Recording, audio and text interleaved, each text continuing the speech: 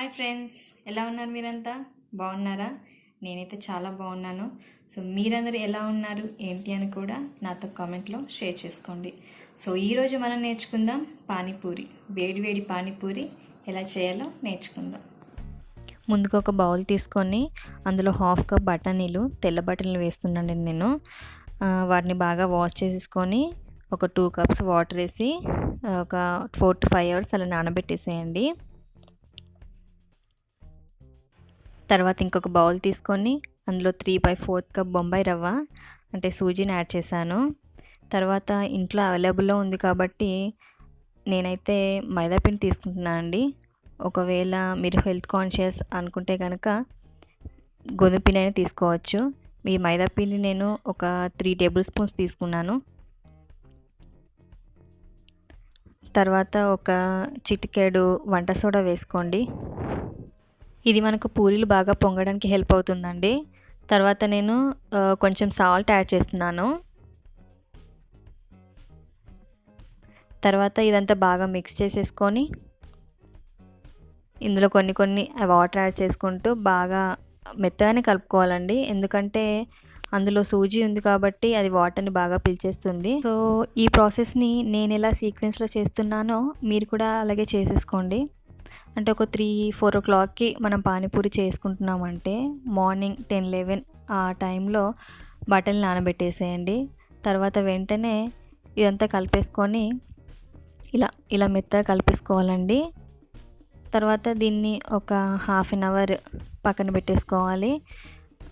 And దీనిపైన ఒక తడిగుడ్డ కప్పేసుకోవాలండి. Half an hour అయినా పర్లేదు, అంతకన్నా కొంచెం ఎక్కువైనా పర్లేదు.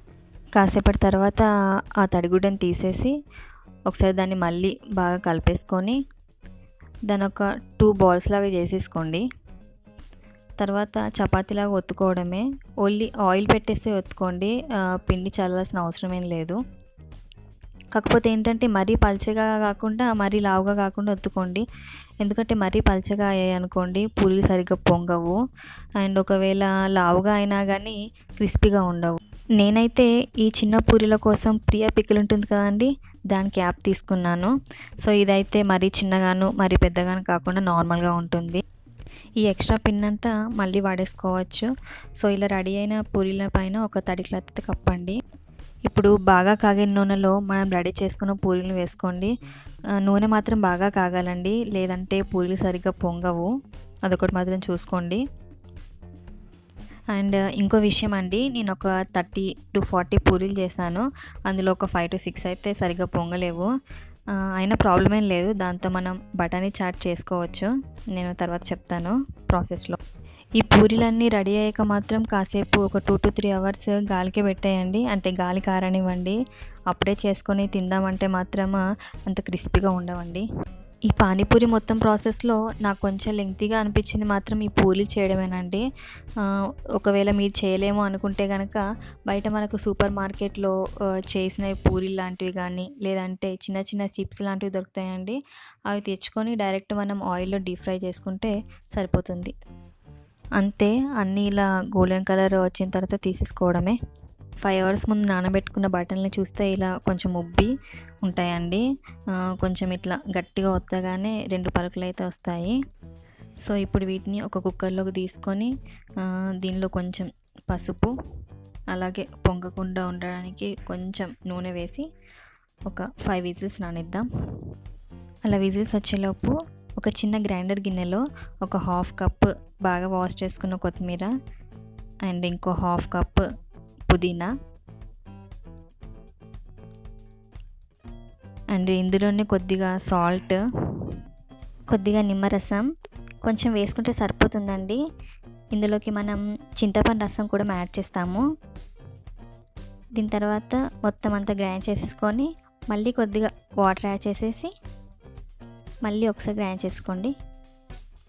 సో అలా గ్రైండ్ చేసుకున్న దాన్ని ఒకసారి ఇలా వడగట్టేసుకోండి. ఇప్పుడు ఇందులో ఒక హాఫ్ అన్ అవర్ ముందు నానబెట్టుకున్న చింతపండులోంచి తీసుకున్న రసాన్ని యాడ్ చేసుకుందాం. ఇది ఒక హాఫ్ కప్ యాడ్ చేస్తున్నాను. ఇది మరీ చిక్కగా ఉండాల్సిన అవసరం లేదండి. ఇప్పుడు ఇందులో ఒక హాఫ్ కప్ వాటర్ ఇలా అన్నీ యాడ్ చేశాక ఒక స్పూన్తో ఇలా అనేసేయండి, మొత్తం రసం అంతా వచ్చేస్తుంది. సో ఇలా రెడీ అయిన దాంట్లో కొద్దిగా సాల్ట్, ఒక 1/2 టీ స్పూన్ సాల్ట్. ఇప్పుడు ఇందులో కొద్దిగా కారం ఒక 1/2 టీ స్పూన్ వేస్తున్నాను. తర్వాత మిరియాల పొడి వేసుకోండి. అండ్ ది మెయిన్ ఇంగ్రీడియంట్ వచ్చేసి చాట్ మసాలా. మనకు బయట మార్కెట్లో, సూపర్ మార్కెట్లో ఈజీగా అవైలబుల్ ఉంటుందండి. ఇది జీలకర్ర పొడి వేస్తున్నాను ఇప్పుడు. జీలకర్ర పొడి అరుగుదలకు బాగా పనిచేస్తుందండి. ఇప్పుడు బఠానీలు ఎలా ఉడకాయో చూద్దాం. ఇలా మెత్తగా ఉడకాలండి, లేదంటే ఇంకొక 2 విజిల్ పెట్టుకోండి. నేనైతే ఒక 4 విజిల్స్ పెట్టాను. ఇప్పుడు దీన్ని ఇలా మెత్తగా మెదిపేసుకోవాలండి. ఒకవేళ మీ దగ్గర కనుక పప్పు గుత్తుంటే మాత్రం దాంతో ఇంకా ఈజీగా మెదిపేసుకోవచ్చు. అండ్ ఇందులో ఒక ఆలు కూడా తీసుకోవాలండి. ఒక ఆలుని ముందే ఉడకబెట్టేసేసి తొక్క తీసుకొని మెదిపేసుకొని ఉంచుకున్నాను. ఆ ఆలు మిశ్రమాన్ని కూడా ఇందులో యాడ్ చేస్తానండి ఇప్పుడు. ఇది కూడా యాడ్ చేసేసి బాగా కలిపేసుకోండి.